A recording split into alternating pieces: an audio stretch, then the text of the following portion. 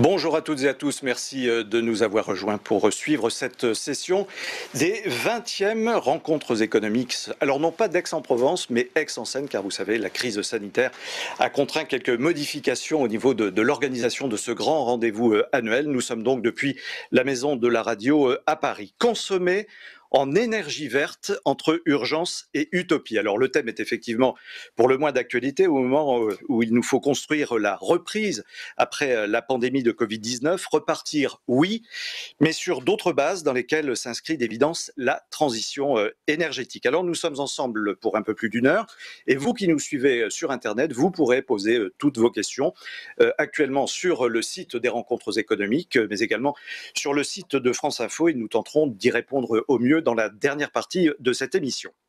Alors avant de donner la parole à Jean-Marie Chevalier du Cercle des économistes pour introduire cette session. Bonjour Jean-Marie Chevalier. Bonjour. Bien le bonjour, merci d'être avec nous. Alors je vous présente nos débatteurs, nos invités.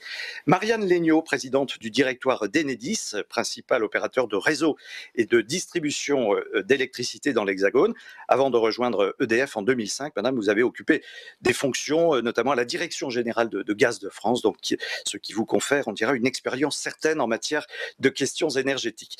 Astrid Alvarez, une des rares femmes à atteindre le poste de PDG dans le monde des affaires colombien, ancienne présidente directrice générale de Grupo Energia Bogotá, une entreprise énergétique cotée en bourse. Ne pouvant être avec nous, Madame Alvarez nous a envoyé son témoignage. Nous l'écouterons dans quelques minutes. Jean-Philippe Puig est en ligne, en visioconférence avec nous. Merci monsieur d'être là. Directeur général du groupe Avril, faut-il le présenter, groupe agro-industriel international d'origine française, spécialisé dans l'alimentation et la chimie renouvelable. Avril, anciennement Sophie Protéol. En studio avec nous, professeur Philippe Dowinski, directeur du laboratoire de météorologie dynamique, directeur de recherche au CNRS et professeur à l'école polytechnique. Vos recherches portent sur la variabilité et les tendances climatiques régionales, notamment autour de l'euro-méditerranée. On verra cela tout à l'heure. Marc Follet est avec nous également, directeur général de Airgrid Group. Au cours de votre carrière, monsieur, vous avez développé des entreprises dans les énergies renouvelables, télécommunications et aménagement du territoire. Et puis, avec nous également pour débattre, Magnus Halle, président directeur général de Vattenfall, producteur et distributeur suédois d'électricité. Vous présidez par ailleurs l'European Power Association. Alors avant de vous écouter, mesdames, messieurs, Jean-Marie Chevalier, je vous laisse introduire la thématique de cette session, je le disais pour le moins d'actualité, un consommer en énergie verte entre urgence et utopie. Jean-Marie Chevalier. Merci Emmanuel. Je suis donc membre du Cercle des économistes et mon intervention va être assez brutale, car je vais essayer de répondre directement aux questions qui sont posées avec deux thèmes. Un, oui c'est urgent. Deux, c'est pas une utopie de développer les énergies renouvelables. Alors pourquoi c'est urgent? Parce que tous les signaux qu'on reçoit tous les jours nous montrent que le réchauffement climatique s'aggrave et menace nos modes de vie quotidiens et l'organisation économique générale. Alors on a à la fois des signaux physiques et des signaux, je pense aussi aux physiques, par exemple le méthane. On voit que dans les zones où il y a du permafrost, le méthane se dégage et que ça accroît encore les difficultés Il fait chaud dans le studio, et la gravité du phénomène. Alors, on est dans l'esprit de l'accord de Paris, c'est-à-dire agir rapidement et fortement pour éviter un réchauffement climatique trop intense. Et que ceci va dans le sens des travaux faits par l'économiste anglais Nicolas Stern, en disant qu'une action rapide et volontariste est énormément moins coûteuse que ce que l'on aurait à recevoir si on ne faisait rien. Alors, on constate, si vous voulez, qu'en 2019 et 2020, il y a une espèce d'accélération de la prise de conscience allant dans le sens il faut agir vite et fort. Et que naturellement, c'est entretenu en particulier par les jeunes, mais par les populations en général, et même aux USA où le président est dans un déni total, nous avons des États et des villes qui se mettent volontairement dans une perspective accord de Paris, c'est-à-dire réduction de nos émissions de gaz à effet de serre. Alors, utopie. Alors, utopie, le mot a deux sens. D'abord, un rêve, et nous rêvons tous d'une planète soutenable, et je dirais d'une économie de confiance, pour reprendre un thème qui est cher au Cercle des économistes. et que la deuxième acception du terme utopie, c'est irréaliste ou irréalisable. Alors là, si vous voulez, le problème des énergies renouvelables se pose dans le cadre de la problématique de la transition énergétique, qui est un mouvement historique fort dans lequel les énergies de flux, c'est-à-dire renouvelables, vont remplacer des énergies de stock, c'est-à-dire des énergies en quantité finie. Alors, bien sûr, ce serait utopique de dire qu'on va passer à un bilan énergétique 100% renouvelable. Je rappelle quand même que c'est très important de savoir qu'aujourd'hui, 84% de nos consommations énergétiques viennent du pétrole, du charbon et du gaz. Et donc, on ne va pas brusquement se construire un bilan qui serait à 100% renouvelable. Mais l'important, c'est d'accélérer la transition et donc d'augmenter la part des énergies renouvelables dans les bilans énergétiques. Dans cette problématique de la transition, d'ailleurs, il ne faut pas oublier qu'avant les énergies renouvelables, on a une autre priorité qui est majeure, qui est celle de l'efficacité énergétique. Et je dirais même, je préfère le terme d'intelligence énergétique que l'on peut introduire à tous les niveaux des chaînes de valeur, que ce soit au niveau de la production, du transport, de la distribution, avec une digitalisation et une numérisation des flux qui permet d'optimiser plus facilement ces différents flux du domaine de l'énergie. Et là-dedans, on a un énorme potentiel d'économie d'énergie et de diminution des consommations avec une même satisfaction de l'usage final. Alors, là-dedans, les objectifs des renouvelables au niveau européen, c'est 32% de la consommation finale en 2030. En France, c'est 33% d'après la programmation pluriannuelle de l'énergie, alors qu'on est à l'heure actuelle à 17% à peu près. Donc passer de 17% à 33%, c'est quand même un gros effort, mais néanmoins, nous sommes un peu en retard par rapport à d'autres pays européens, et que notamment en retard sur l'offshore, qui bien sûr est une priorité de la programmation pluriannuelle, mais qui reste assez limité. Alors, les systèmes de demain, ils seront à la fois plus intelligents, une intelligence qu'on introduit à tous les niveaux, plus diversifiée, plus soutenable et aussi plus décentralisée. Et cette décentralisation pose des problèmes assez fondamentaux à la fois d'interdépendance entre l'énergie et d'autres domaines comme l'eau, les communications, les transports, l'aménagement territorial et la chaleur. Donc, si vous voulez, et là on a un instrument puissant de décentralisation avec une recomposition des problèmes de pouvoir et de décision au sein de l'énergie. Je terminerai en disant que il faut accélérer le développement des énergies renouvelables. 2, il faut expérimenter dans ces systèmes diversifiés. On aura plusieurs technologies possibles pour différents usages et il faut les tester, les expérimenter. Ça paraît extrêmement important. Merci beaucoup Jean-Marie Chevalier pour cette introduction. Donc nous avons campé vraiment le décor de notre discussion avec des mots forts, hein, technologie, intelligence énergétique. Alors consommer en énergie verte entre urgence et utopie. Philippe Drobinski, commençons avec vous si vous le voulez bien. Je rappelle, donc directeur du laboratoire de météorologie dynamique, directeur de recherche au CNRS. Alors vous allez nous expliquer en gros en quoi inclure la variable climat dans la planification énergétique est aujourd'hui très importante. Vous avez 4 minutes. Merci, bonjour. Oui, alors effectivement, je vais vous parler avec ma casquette de climatologue. Tout d'abord, intégrer la variable climat dans la planification énergétique, c'est tout d'abord quantifier l'ampleur du défi qui s'impose à l'humanité pour réduire l'empreinte carbone de la production énergétique. Donc si on veut maintenir le réchauffement climatique en dessous de 2 degrés, qui est donc la trajectoire inscrite dans l'accord de Paris, ça impose non seulement le calendrier, mais également la vitesse à laquelle donc, on doit transformer notre système énergétique pour décarboner la la production d'énergie. Alors, le défi qui s'impose à nous, il est considérable. Respecter l'accord de Paris, ça signifie réduire de moitié nos émissions de gaz à effet de serre d'ici 2050 par rapport à 2010, et c'est de réduire de 75% le contenu carbone de l'énergie. Donc, on doit faire une transformation très rapide d'une production donc fossile à une production donc utilisant les technologies bas carbone. Et donc parmi ces technologies sont celles qui sont à base d'énergie renouvelable, donc le vent, le rayonnement solaire, les débits fluviaux, les courants marins.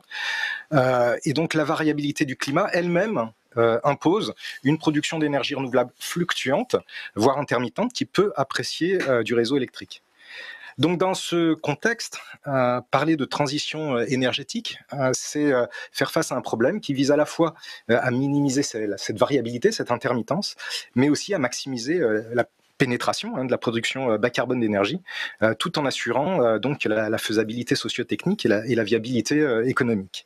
Donc, pour conclure, le problème il n'est pas simple. On a un équilibre délicat entre urgence, c'est-à-dire effectivement la réduction drastique des émissions, et alors utopie, ou alors moi je dirais plutôt opportunité et verrou, c'est-à-dire régler les questions, les verrous qui se posent à nous en termes de conflit d'usage, donc ce que j'appelle le nexus énergie eau alimentation, donc par exemple la production d'énergie, c'est aussi du biocarburant, donc comment est-ce qu'on gère ces conflits d'usage, et d'autre part le changement drastique du modèle énergétique, c'est-à-dire que l'on passe donc d'une production centralisée, d'une consommation agrégée, à une production diffuse, intermittente, et une consommation aussi qui peut le devenir aussi, puisqu'on peut imaginer aussi des systèmes un petit peu autonomes d'autoconsommation, où donc la variabilité de la production et de la consommation peut devenir un verrou important sur la gestion du système.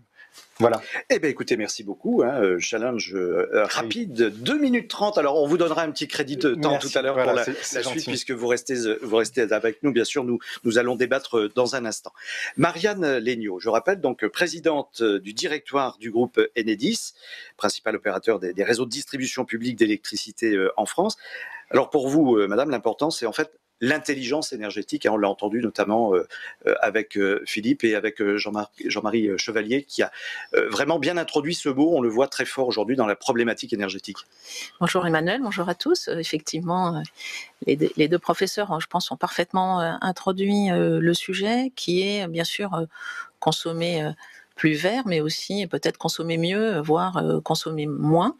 Et ça, je pense qu'on peut être assez optimiste, puisqu'on voit que grâce à cette transition énergétique, mais aussi écologique qui est en marche, eh bien, nous allons pouvoir progresser dans cette direction. C'est bien sûr, ça a été dit, avoir un mix énergétique qui est déjà très décarboné en France. Il faut, je pense, le rappeler. On a déjà le mix le plus décarboné, l'un des plus décarbonés d'Europe, mais c'est aussi augmenter les usages de l'électricité. Je pense que la décarbonation de l'économie, des transports, du secteur du bâtiment qui sont très émetteurs, elle passe d'abord par plus d'usage de l'électricité, et qui est aussi permis par une augmentation de la production des énergies vertes. Les chiffres ambitieux que la France s'est donnés ont été cités tout à l'heure, aller jusqu'à un 33%. On voit aujourd'hui que les plans de relance post-crise Covid, que ce soit au niveau européen, le Green Deal qui vient d'être annoncé avec 750 milliards de contributions, mais aussi le FMI, mais aussi l'Agence internationale de l'énergie, tous mettent au centre de cette relance, bien sûr les ENR, mais aussi les réseaux, vous les avez cités en passant. Je crois qu'aujourd'hui, chacun a compris que le réseau de distribution d'électricité, les réseaux en général, jouent un rôle clé dans cette transition écologique. Et puis, bien sûr, tout ce qui touche à l'efficacité aussi énergétique des bâtiments. Donc, c'est consommer mieux et moins, et grâce à l'intelligence. Donc, je viens à ce terme qui, je crois, est extrêmement important. On est passé d'un monde où la production était centralisée. Elle partait de grands centres de production, elle descendait par des réseaux de transport et de distribution jusqu'au consommateur final, qui était assez passif. Ce monde-là a complètement est en train de complètement changer vers un monde qui est plus intelligent. Qu'est-ce que ça veut dire? Ça veut dire qu'il y a de la production en beaucoup plus d'endroits, elle est décentralisée. Je crois qu'à Enedis, vous l'avez rappelé, le principal, nous gérons 95% du réseau de distribution publique d'électricité. Nous sommes bien placés pour le savoir, parce que chaque année, nous raccordons toujours plus de producteurs éoliens, solaires. Aujourd'hui, nous en avons 450 000 qui sont raccordés à notre réseau. Et comme l'ambition va doubler, ces raccordements sur 30 ans vont aussi énormément augmenter. Nous sommes prêts à cela, mais nous avons aussi un système qui est bien sûr un système d'infrastructure physique, c'est un réseau, chacun voit ce dont on parle, mais aussi un réseau digital qui, grâce au rôle des données, grâce à des objets connectés que chacun connaît, je parle ici du compteur Linky, aujourd'hui 3 foyers sur 4 français est équipé d'un compteur intelligent, 500 000 sites industriels sont aussi équipés au-delà des ménages, et ces objets permettent de faire beaucoup mieux interagir ces producteurs, ces consommateurs, d'avoir bien sûr de l'électricité qui va dans un sens, mais aussi les producteurs injectent, c'est un terme un peu technique, sur le réseau. Et donc, nous sommes chargés d'optimiser tout cela grâce à ces objets connectés. Enedis gère le plus grand parc d'objets connectés en France, mais c'est surtout pour mettre à la disposition des consommateurs, puis c'est bien lui dont on parle, le moyen de suivre sa consommation, grâce aussi à l'action des fournisseurs d'énergie, de mieux la maîtriser et de consommer par exemple un peu plus quand l'électricité est moins chère. Et je crois que c'est cette révolution digitale qui est une transformation très profonde, qui est en marche. Et pour moi, c'est plutôt une nouvelle qui doit nous rendre optimistes. Merci Marianne Legnaud. Vous restez avec nous, bien sûr. Nous débattrons également tout à l'heure. On insistera sur la notion de territoire, qui est très importante dans la problématique qui est la nôtre ce matin. Je vous propose maintenant d'écouter un témoignage, celui d'Astrid Alvarez. Elle a été jusqu'à récemment présidente directrice générale de Grupo Energia Bogota. C'est un groupe énergétique coté en bourse. Nous connaissons très peu, c'est vrai, en Europe, les problématiques de l'Amérique latine, en tout cas la situation énergétique de l'Amérique latine. Et le regard d'Astrid Alvarez en est d'autant plus précieux. Nous l'écoutons.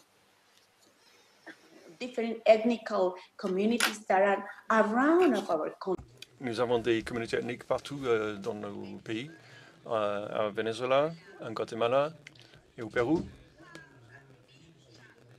Nous avons un défi considérable pour voir comment nous mettons en place l'infrastructure pour l'énergie et comment nous investissons dans l'infrastructure énergétique dans ces communautés, puisque c'est devenu très difficile de mettre en place ces infrastructures, pas seulement pour les renouvelables, mais également pour la transmission et le transport de l'électricité, à cause des difficultés relationnelles entre les entreprises et les communautés. Donc, pour moi, il est très important que les entreprises puissent avoir une sensibilisation sociale, puissent être sensibilisées aux problématiques sociales pour pouvoir bien mettre en place ces systèmes. Ce n'est pas quelque chose qu'on va pouvoir oublier parce qu'à chaque fois, cette relation sociale est une composante extrêmement importante dans le cadre de nos investissements.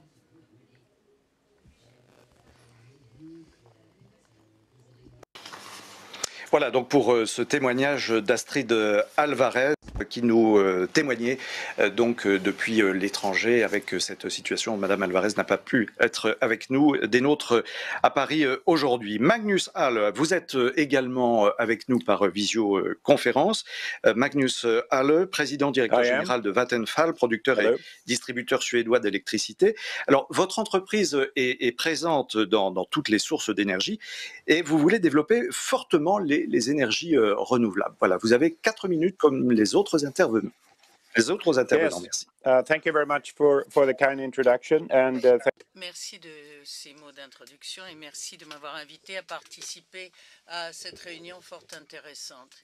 Je représente Vattenfall, société suédoise qui travaille sur la transition énergétique, et nous avons décidé de devenir un des partenaires de l'électrification. En tant qu'entreprise, nous sommes la deuxième plus grosse après l'EDF en tant que producteur d'électricité en Europe. Et nous espérons pouvoir préparer le terrain pour la prochaine génération pour qu'ils aient une vie sans énergie fossile. Et nous travaillons sur l'offshore, nous travaillons sur différents domaines et nous sommes présents sur de nombreux marchés, y compris la France, et avons pour objectif de travailler sur l'éolien offshore et de participer aux appels d'offres d'éolien offshore. Nous sommes également un gros opérateur qui tente de travailler sur le monde d'électrification. Nous travaillons sur les voitures, sur les processus industriels afin de les électrifier au lieu de continuer à utiliser des énergies fossiles. Alors, je crois que ce n'est pas une utopie. Il y a des urgences. Mais il faudra quand même déployer des efforts considérables. Nous sommes très intéressés à ce qui se passe en France à l'heure actuelle. Nous pensons qu'il pourrait y avoir une accélération dans l'éolien offshore qui serait profitable à tous, je dirais.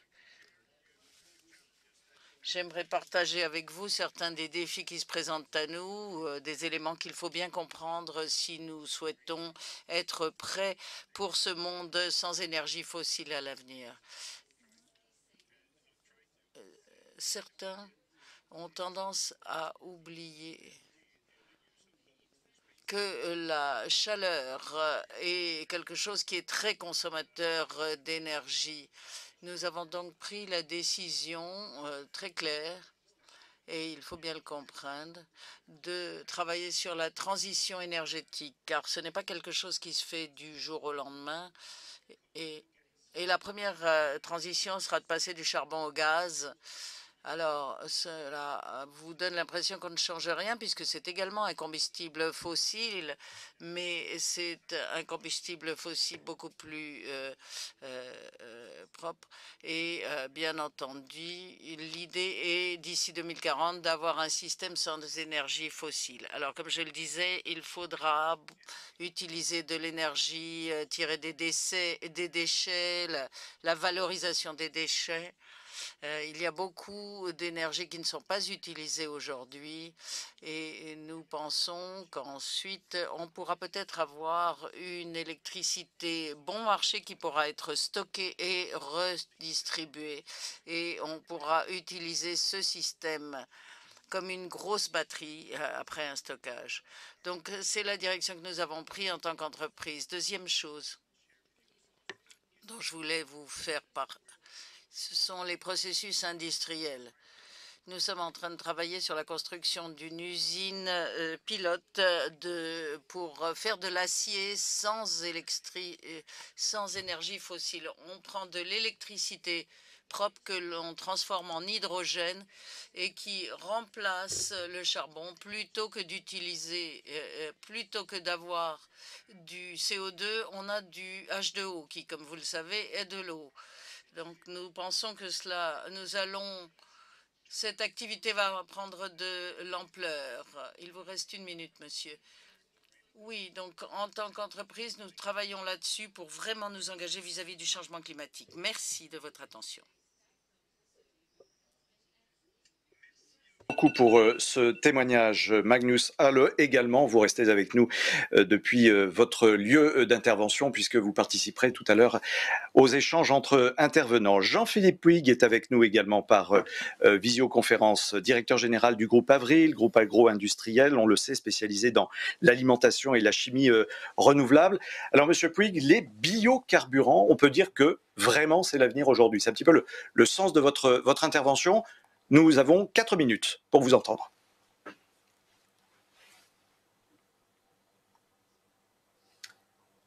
Alors, nous n'avons pas de retour pour l'instant de monsieur Puig, qui, je rappelle, est en région, puisque nous sommes en visioconférence en raison des conditions sanitaires qui nous imposent des conditions de réalisation technique un peu particulières. Est-ce que monsieur Puig, vous nous entendez ?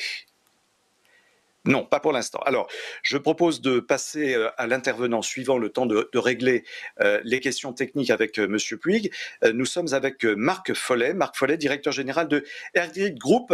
Monsieur, vous avez également la parole pour 4 minutes. Je vous laisse développer votre propos. Bonjour. Thank you for your kind.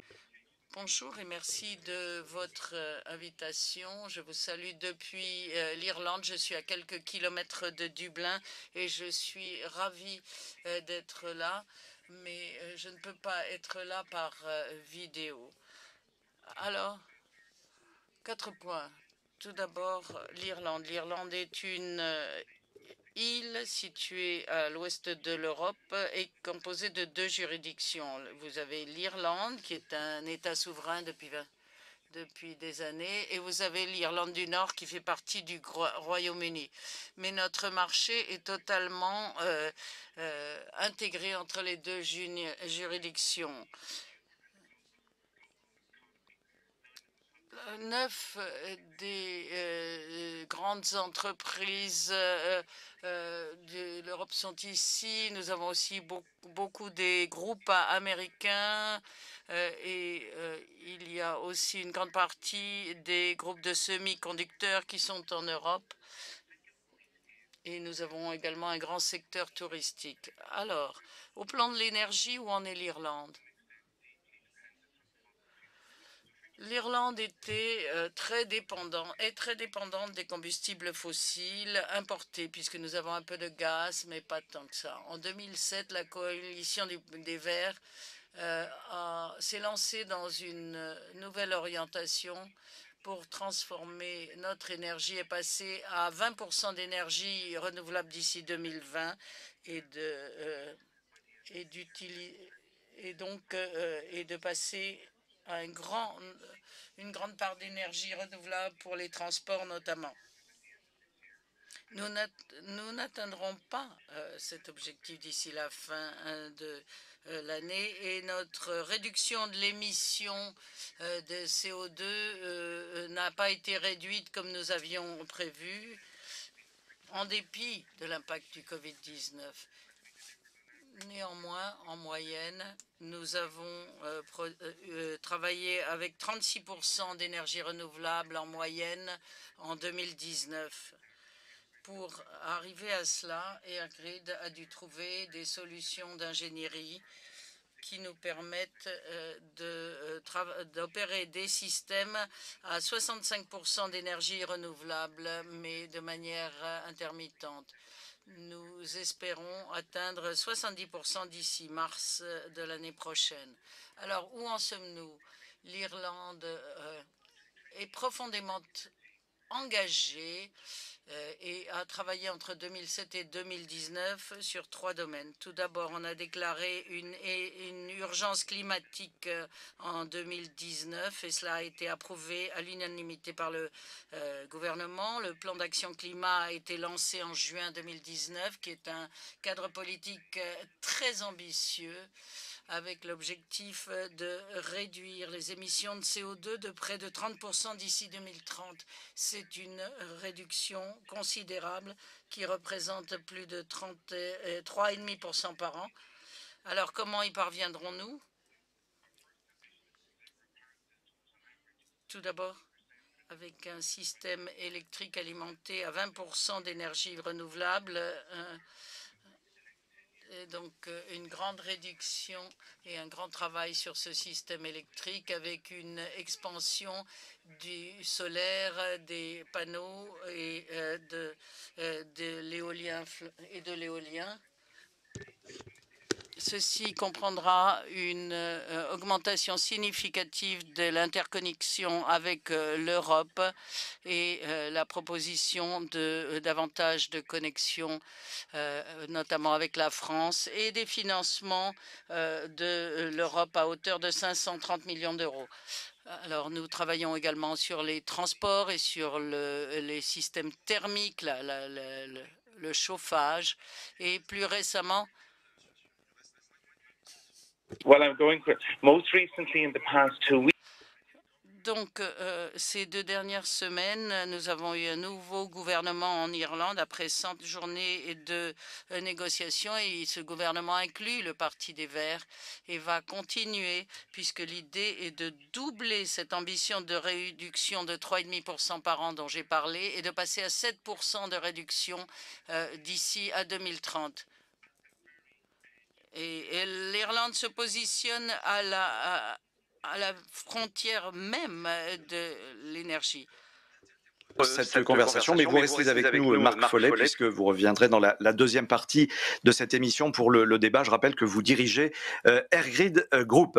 Alors, est-ce que nous avons récupéré Jean-Philippe Puig? Nous allons peut-être l'écouter dans quelques instants. Je rappelle donc directeur général du groupe Avril, ce groupe agro-industriel spécialisé dans l'alimentation et la chimie. Voilà, nous vous entendons, Jean-Philippe Puig. Alors, nous parlions tout à l'heure des biocarburants. C'est vraiment l'avenir. Pareil, vous avez 4 minutes. Est-ce que vous m'entendez bien? Oui, absolument. Alors, visiblement, nous vous entendons. Allez-y, nous vous écoutons. Merci. Oui, ce que je voulais dire, c'est que notre consommation énergétique, c'est une urgence absolue.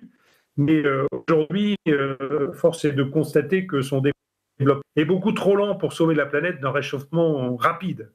Donc, je ne parlerai pas ici des progrès absolument nécessaires par l'innovation pour diminuer ou optimiser nos consommations, mais les conditions nécessaires à cette accélération attendue de la consommation des énergies vertes. Le frein essentiel à ce développement pour moi est le prix de ces énergies renouvelables comparé à l'énergie fossile. Et la crise actuelle ne fait qu'accroître cette différence avec un prix du baril de pétrole à $20, voire même quelques jours en valeur négative. Pour le développement de cette énergie, il faut quoi?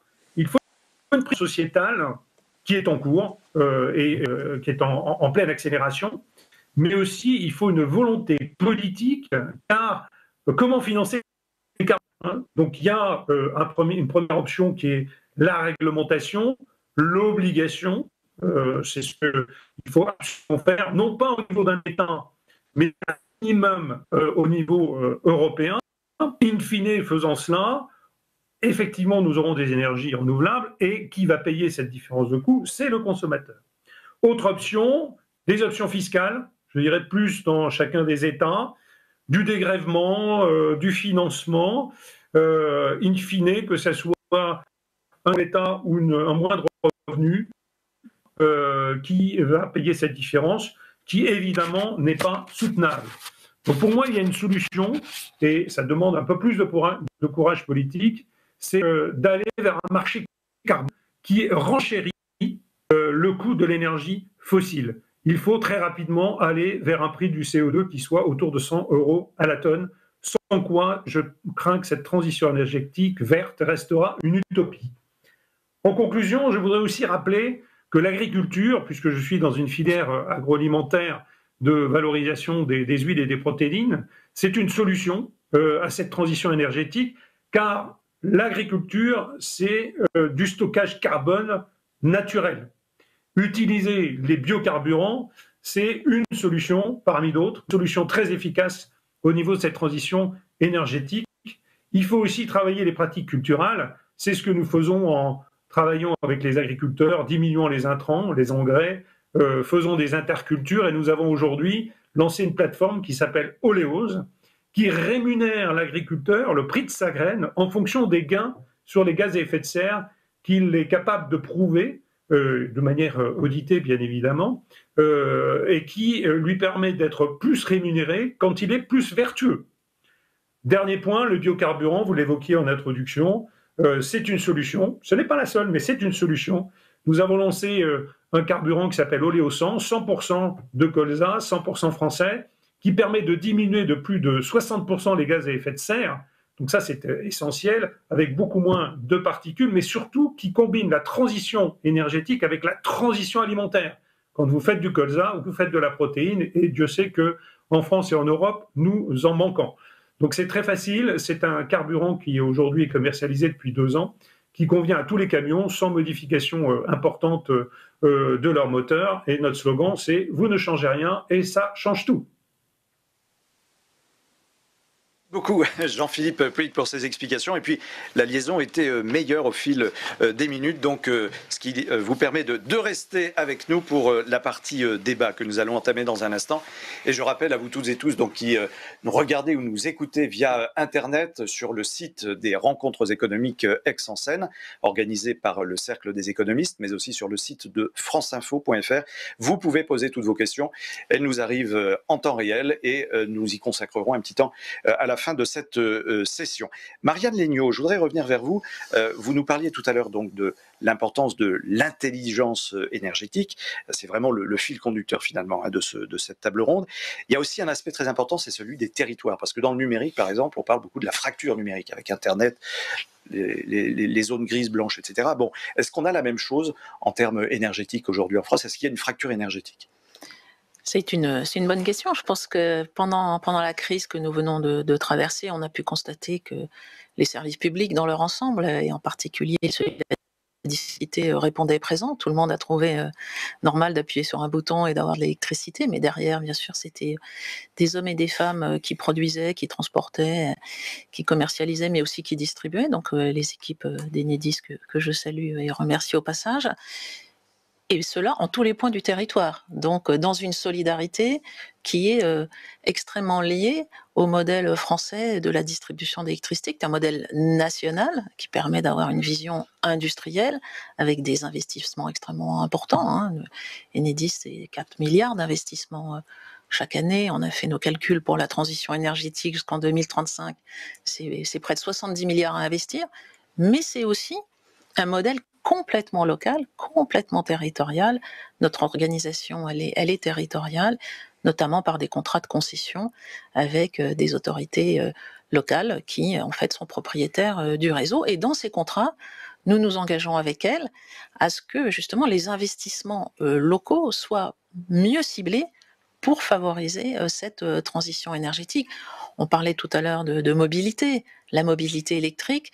Très concrètement, la question, c'est pour délivrer cet ambitieux programme français de 7 millions de véhicules électriques en 2035, ça suppose d'avoir des bornes, beaucoup plus qu'aujourd'hui. Et donc, notre rôle, c'est bien de conseiller ces collectivités locales pour savoir quel est le meilleur endroit pour les implanter au moindre coût, qu'est-ce qui est le plus intelligent, encore ce mot, de faire pour concilier une impérative de solidarité, mais aussi d'économiser les investissements. Mais il y a aussi des particuliers qui agissent en la matière. Moi, je peux être à la fois client Enedis et produire ma propre électricité sur mon toit, au fond de mon jardin avec une éolienne. En fait, vous serez, Emmanuel, ce qu'on appelle un autoconsommateur. Oui. Et ça s'est énormément développé. À la fois en mode individuel, si c'est vous, mais ça peut être aussi en mode collectif, si vous vous associez dans votre immeuble ou dans votre village, parce que ça n'est pas qu'une solution pour les grandes métropoles. On voit aussi de l'autoconsommation qui se développe dans des territoires ruraux.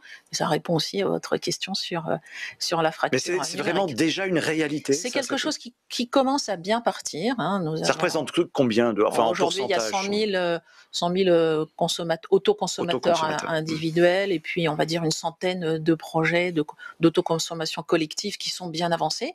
Mais les régions, les territoires, les métropoles, je m'y rends chaque semaine et je discute avec ces responsables, ont beaucoup de projets en ce sens, et ça permet, c'est un mot qu'on utilise dans beaucoup de secteurs, mais en particulier dans l'énergie, de rendre le consommateur consommateur, c'est-à-dire qu'il est dans ce mouvement participatif, il contribue lui aussi. C'est pas infinitésimal, c'est vraiment une réalité. Au début, aujourd'hui, c'est quand même assez modeste, mais la réglementation le permet, ce qui n'était pas le cas il y a quelques années.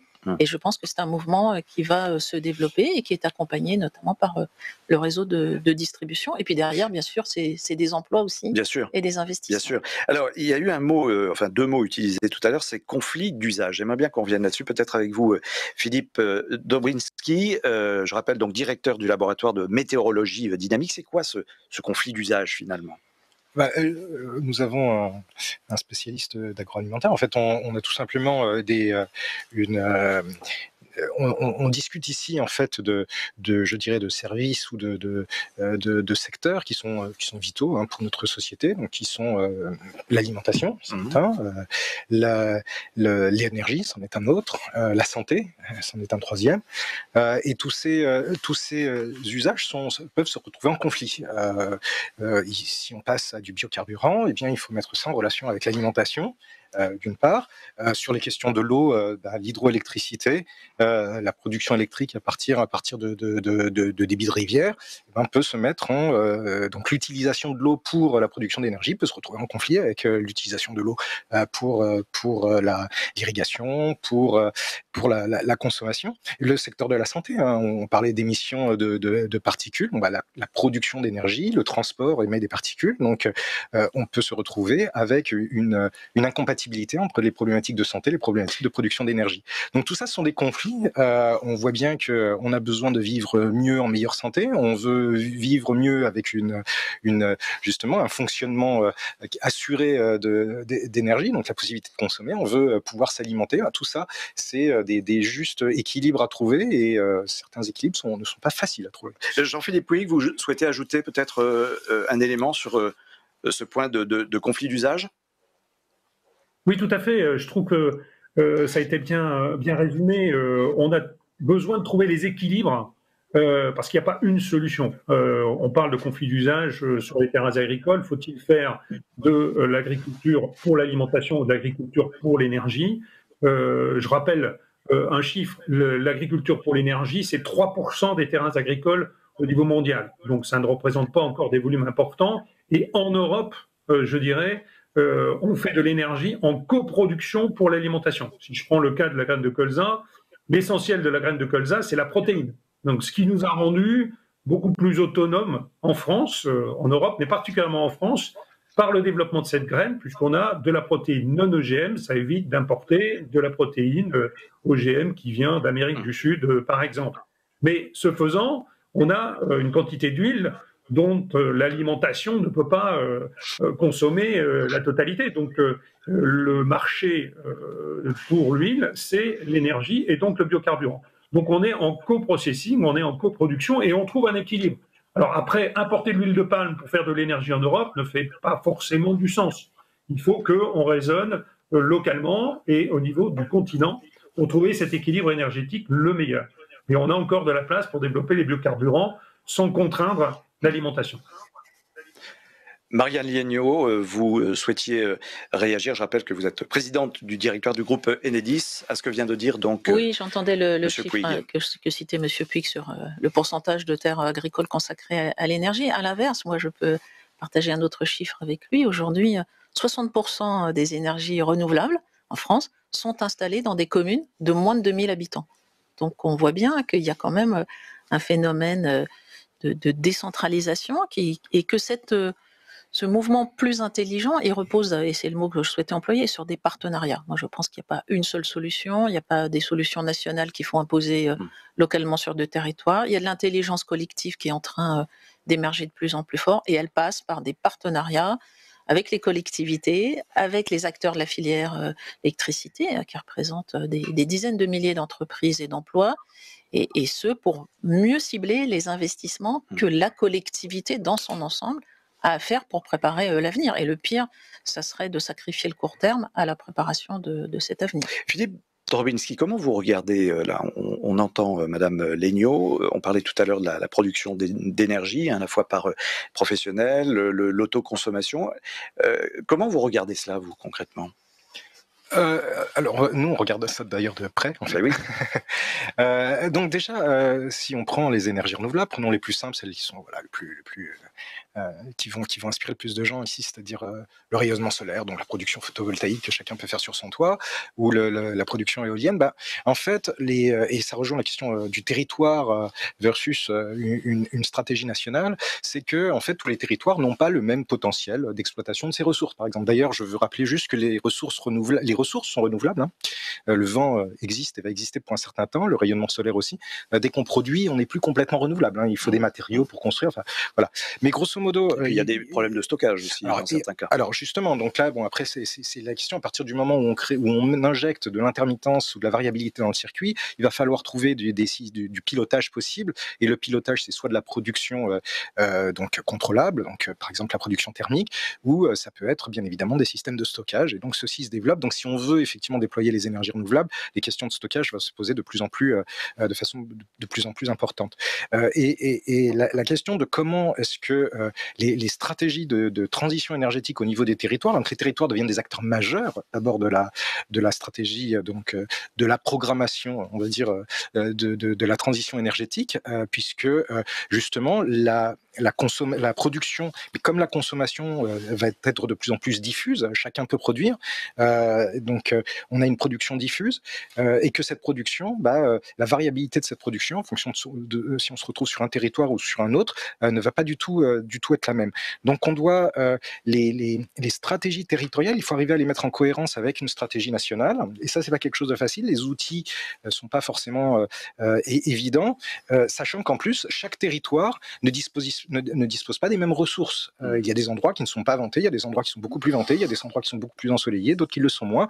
Il y en a qui ont des ressources hydrauliques. Donc c'est pas si évident en fait. Donc ça c'est pas évident, c'est-à-dire qu'il faut à la fois même si Enedis se bat vraiment pour faire avancer la cause. Enedis est probablement un acteur qui aide à justement mettre cela en cohérence. Mais je dirais que le système n'est pas parfait.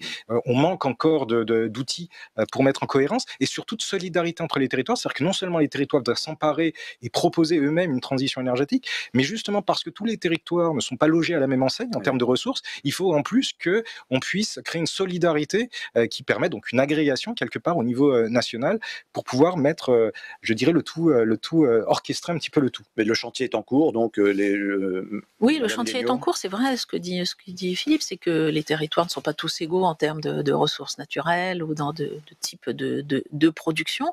Je dirais que tant mieux. Tant mieux, à eux de trouver à chacun la meilleure solution pour eux. Nous essayons de les aider en ce sens. Et notamment, ce qui va aider, je pense, c'est l'utilisation massive des données de consommation d'électricité et de production, parce que ça permet, en exploitant ces milliers de données qui nous reviennent de ces systèmes intelligents, par exemple le compteur Linky, de permettre à la collectivité de la conseiller pour, par exemple, regarder quel est le lycée dans son parc immobilier qui va consommer de manière aberrante. Et beaucoup font appel à nous pour les aider et les conseiller en ce sens, et donc de mieux cibler la rénovation, par exemple, d'un parc de bailleurs sociaux, et ce, au profit, bien sûr, des citoyens, et aussi en économisant les investissements. Donc moi, je crois beaucoup aussi à cette révolution de la donnée, non pas de la fournir, mais de co-construire des solutions via la donnée avec chacun des territoires, qui, c'est vrai, sont tous différents. Ce qui balaie pas mal d'idées reçues d'ailleurs et de fake news, on va dire, autour du compteur Linky, qui est sujet à vive polémique par ailleurs. De moins en moins, Emmanuel, de effectivement. moins en moins. Jean-Marie Chevalier, sur ces différents points. Oui, je suis content que Marianne Legnaud ait rebondi sur le concept d'intelligence énergétique. L'intelligence énergétique, c'est quelque chose qui doit s'introduire à tous les niveaux des chaînes de valeur. Quand Barack Obama a prononcé le mot smart grid, une des réactions françaises était de dire « nous, on est déjà intelligents ». Alors oui, bien sûr, mais le problème, c'est d'introduire des suppléments d'intelligence dans des systèmes qui quand même ont été conçus au 19e siècle et qu'on doit complètement transformer, et ceci à tous les niveaux. Et je dirais par exemple qu'à tous les niveaux, au niveau des structures, au niveau des comportements des agents, aussi bien producteurs que consommateurs, au niveau de la mesure des performances. Et ce que vous disiez tout à l'heure sur un partage des gains entre les différents bénéficiaires est quelque chose d'extrêmement important pour modifier les systèmes énergétiques à terme. J'aimerais que nous retrouvions Magnus Halle, PDG de Vattenfall, donc producteur et distributeur d'électricité suédois. Est-ce que vous êtes avec nous, Monsieur Halle? Et yes, une question particulière concernant les renouvelables, justement, le coût et la rentabilité des renouvelables. Généralement, les actionnaires attendent cette rentabilité. Est-ce que pour un groupe énergétique, c'est une problématique un peu particulière à gérer? I think this is an interesting question. C'est une question tout à fait intéressante. Si vous regardez quelques années en arrière, les énergies renouvelables étaient mises en place grâce à des subventions. Et dans ce contexte, vous pouviez avoir un retour sur investissement assez important. Ce qui se passe actuellement, c'est qu'il y a un flux important des capitaux des financeurs vers ce secteur. Cela veut dire que le financement devient de moins en moins onéreux. Et cela veut dire que la concurrence, lorsqu'il y a des nouveaux projets d'électricité verte, de production d'électricité verte, devient de plus en plus compétitif avec un retour moins important. Pour un développeur tel que Vattenfall, il est très important de structurer ces accords pour qu'on puisse avoir le meilleur retour possible par rapport au risque. Dans l'avenir, probablement, on ne verra pas des investisseurs individuels qui vont être le propriétaire entier de leur investissement et vont être détenir le fonds propre. Ils vont avoir besoin d'autres financeurs pour avoir un retour plus élevé. Parce que je pense que les gens voient que les risques sont plus bas. Tout le monde veut avoir cette transformation, cette transition énergétique et un soutien du gouvernement maintenant, à travers les subventions ou d'autres. Donc, pour moi, si on structure les choses de façon correcte, si vous êtes concurrentiel au niveau de vos coûts, et je pense que c'est le cas de notre entreprise, il y a tout à fait une solution pour pouvoir aller plus loin et investir beaucoup plus à l'avenir. Mais les énergies renouvelables sont rentables aujourd'hui. Oui, je pense que oui. Si vous êtes compétitif, ils sont rentables, tout à fait. Et si vous regardez les investisseurs individuels, tels que des petits utilisateurs d'énergie solaire, normalement, ils vont pouvoir réduire la fiscalité de façon importante. Ce n'est pas une subvention directe, mais indirectement. Vous ne payez plus de taxes énergétiques de la même façon. Au moins, c'est le cas en Suède, c'est le cas, et peut-être dans d'autres pays également. Bien sûr, il faut regarder la rentabilité au niveau d'individuel. C'est une profitabilité importante pour l'individu au niveau de la consommation d'électricité. Donc, c'est également le cas pour nous en tant qu'entreprise, puisque nous investissons de plus en plus dans ce domaine. Mais je pense que tout le monde ne peut pas réussir dans ce domaine. Alors, on va voir justement en France avec vous, Marianne Legnaud, donc patronne d'Enedis. C'est rentable ou pas les renouvelables aujourd'hui en France? Alors moi, je ne fais pas, comme vous avez compris, Emmanuel, de projets d'énergie renouvelable. Je me contente modestement de raccorder. Oui, c'est d'ensemble. Je dirais que dans le monde, si vous regardez, les coûts de production ont été extrêmement abaissés, divisés par des facteurs. Alors, bien sûr, on peut citer la France, mais il y a d'autres pays qui ont fait des choix de renouvelables très marqués, comme l'Inde, par exemple, et d'autres pays en Amérique latine ou en Asie. Et il y a 10 ans, on disait c'est une filière qui n'est pas industrielle, elle est beaucoup trop chère, on ne va pas y arriver. On voit qu'aujourd'hui, on se passe maintenant de subventions, c'est ce que Magnus évoquait, et donc on est dans une compétition qui est d'ailleurs très importante, avec beaucoup d'acteurs. Ce qu'il ne faut pas oublier, c'est aussi une vision globale du système. Donc bien sûr, il y a des modes de production, mais à un moment, il faut des infrastructures pour les raccorder et pour transporter l'énergie qui est ainsi produite. Donc je crois que regardons cela globalement et cherchons les solutions les plus opportunes, les plus performantes. Ça veut dire aussi que les acteurs ont gagné en performance, ils ont aussi réduit leurs coûts, utilisé beaucoup plus les systèmes d'information, les systèmes intelligents, mais n'ayons pas une vision trop fragmentée. Oui. Il y a des mix énergétiques, chaque pays fait des choix différents, et comme l'un d'entre nous l'a dit, il n'y a pas la solution. Il y a plusieurs types de solutions. Alors, professeur Philippe Dobrinski, justement, comment le climatologue, je dirais, regarde cela de près? Justement, je suis ni chef d'entreprise, ni économiste. Alors, je vais peut-être me faire des ennemis ici, mais... personne n'est parfait. Personne n'est parfait. Mais non, la rentabilité, alors il y a la rentabilité économique, ça c'est une évidence, il faut passer un certain seuil pour pouvoir, pour se libérer des subventions et accéder au marché. Ça c'est la rentabilité économique, mais j'aimerais aussi parler, je dirais, quelque part d'une rentabilité plus systémique, c'est-à-dire que il faut savoir qu'il y a des externalités positives quand même à la production décarbonée d'énergie, en termes d'émissions de particules, en termes d'émissions de polluants, etc.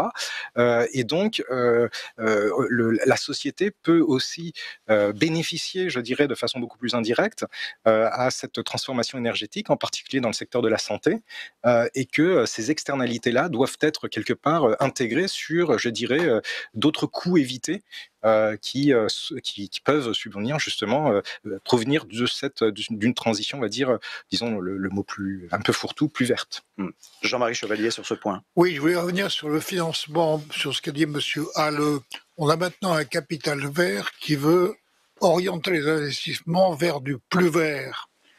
Je constate que la pression des investisseurs maintenant vis-à-vis des compagnies, elle demande aux compagnies non seulement de la rentabilité, mais d'avoir un objectif qui soit assez vert et qui soit donc le remplacement des énergies fossiles par des énergies renouvelables.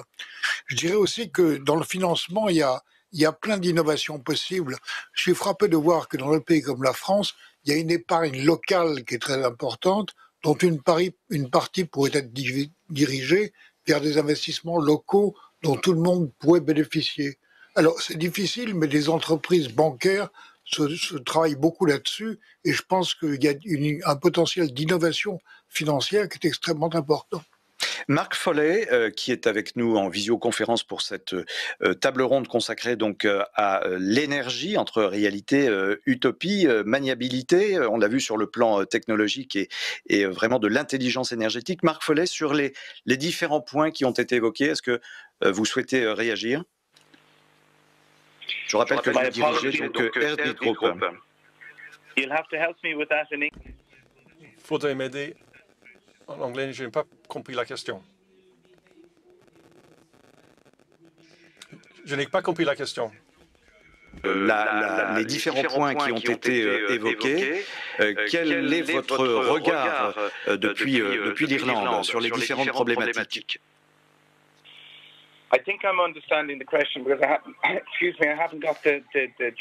Je m'excuse, je ne dispose pas de la traduction. En Irlande, je pense que j'ai bien compris votre question en français. Comment vous voyez les choses?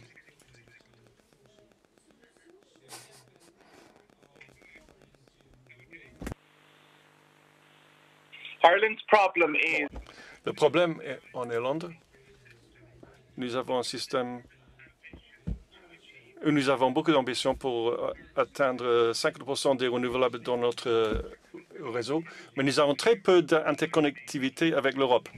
Ce qui n'est pas le cas, par exemple, entre la France et la Belgique, et d'autres pays européens et le Danemark, qui sont tout à fait intégrés et interconnectés. Mais ce n'est pas le cas en Irlande.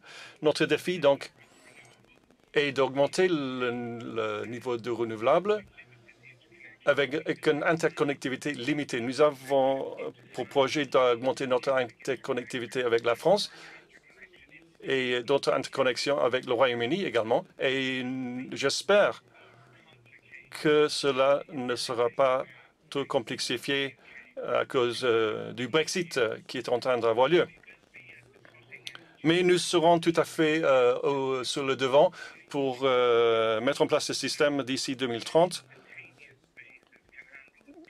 Ainsi, sur une base instantanée, on va pouvoir gérer jusqu'à 100% de renouvelables. Nous sommes tout à fait engagés là-dessus. Nous avons les équipes en place. Nous sommes en train de mettre en place des partenariats internationaux pour nous aider dans ce domaine, pour améliorer notre interconnexion qui restera quand même modeste.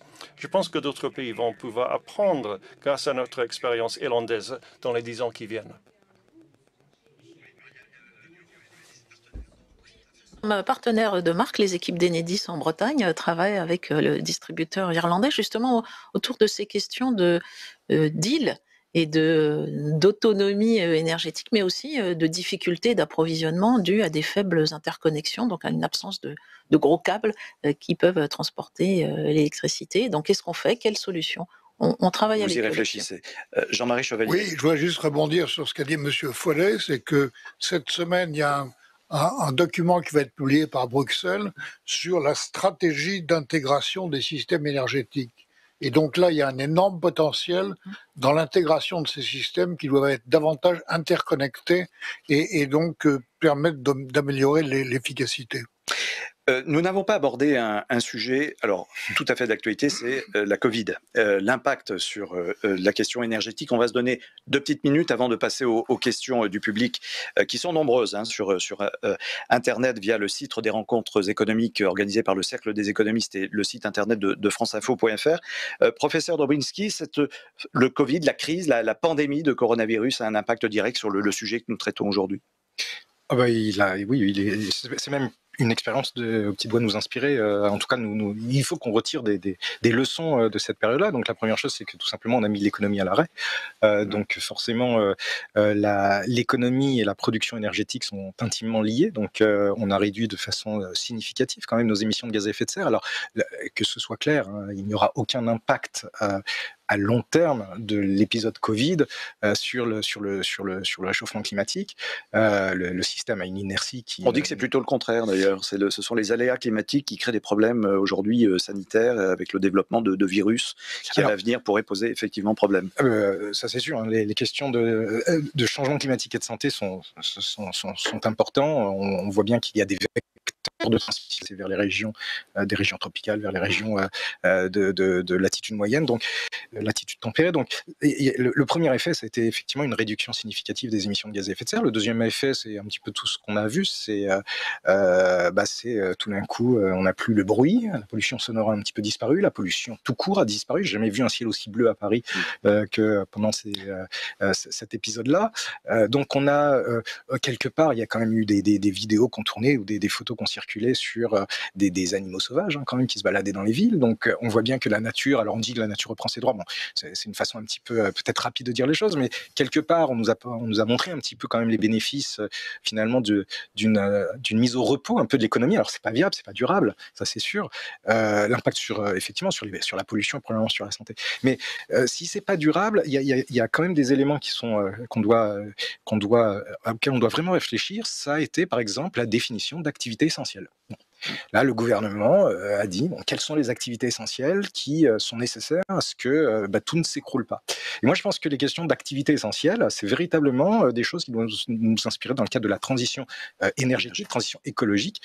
C'est quelles sont les activités qui sont absolument nécessaires, quelles sont celles qu'on doit développer et quelles sont celles qui, quelque part, on doit mettre à l'arrêt parce qu'elles sont moins essentielles pour lutter contre le changement climatique. Alors, Marianne Lagneau, justement, Enedis, quel regard et quelle action surtout concrète face à ces problématiques d'urgence? Là, on est vraiment dans l'immédiateté. Moi aussi, je pense qu'on s'est retrouvés en tant qu'entreprise opérateur de services essentiels. Hein, vous avez prononcé le mot tout à l'heure. Enedis est un opérateur de services essentiels à devoir définir en très peu de temps, finalement, à l'intérieur de l'ensemble de nos missions, quelles étaient les missions essentielles pour maintenir l'activité économique, pour faire que le secteur de la santé qui était en première ligne fonctionne bien. Donc c'est raccorder des hôpitaux, dépanner des clients qui ont pu être coupés, c'est piloter le réseau, je dirais de manière que tout le monde a trouvé tout à fait normale, mais derrière ce sont des équipes et des hommes et des femmes.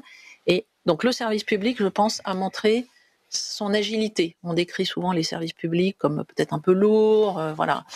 Mais là, l'ensemble des services publics, en particulier le nôtre, a montré qu'en 48 heures, ils pouvaient passer des milliers de salariés en travail à distance et en maintenir d'autres sur le terrain pour délivrer des missions essentielles. Et puis, à plus long terme, je pense que c'est la question de la résilience qui nous est posée, la résilience de ces infrastructures dans des crises qui sont bien sûr climatiques. Et pour un réseau, c'est le vent, la pluie, la neige, mais aussi l'inondation, mais qui peuvent être aussi sanitaires, sociales, voire le tout en même temps. Et donc, nous devons travailler sur cette dimension de manière extrêmement sérieuse. Jean-Marie Chevalier.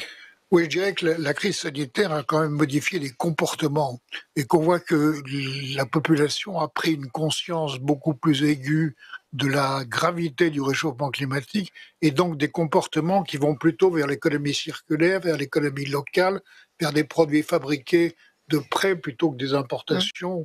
Et ça me paraît important, un point important qui va durer, à mon avis, dans l'avenir. Jean-Philippe Puig, directeur général du groupe Avril, vous êtes avec nous en visioconférence. Est-ce que vous souhaitez apporter votre point de vue sur cette question? Est-ce que vous nous entendez cette fois? Oui, je vous entends très bien. Je partage ce qui a été dit. Effectivement, l'agriculture fait partie des des activités essentielles de l'économie. Et on a bien pu voir que pendant cette période de confinement, on a pu subvenir aux besoins de tous les Français. Je dirais on n'a pas rajouté une crise alimentaire à la crise sanitaire, et c'était une très bonne chose, avec ce que vient de dire M. Jean-Marie Chevalier, c'est-à-dire qu'une prise de conscience sociétale encore plus importante sur l'essentiel, c'est-à-dire la territorialité, l'origine des produits et la traçabilité des produits. Et ça, je pense que c'était déjà présent chez le consommateur, ça va l'être encore plus demain. Donc il y a des changements de fond qui sont accélérés par la période que nous venons de vivre, et l'agriculture va effectivement pouvoir subvenir encore plus aux besoins des Français, peut-être diminuer les importations si on est capable de faire des choses sur place, et si on fait le lien avec l'énergie, aussi survenir à des besoins énergétiques en les produisant localement. Voilà, donc je pense que c'est vraiment une accélération. Il faut espérer collectivement qu'on ne revienne pas trop vite à l'arrière. Merci Jean-Philippe Pouig. Il y a d'ailleurs, je peux vous le confirmer, consensus ici à Paris autour de la table.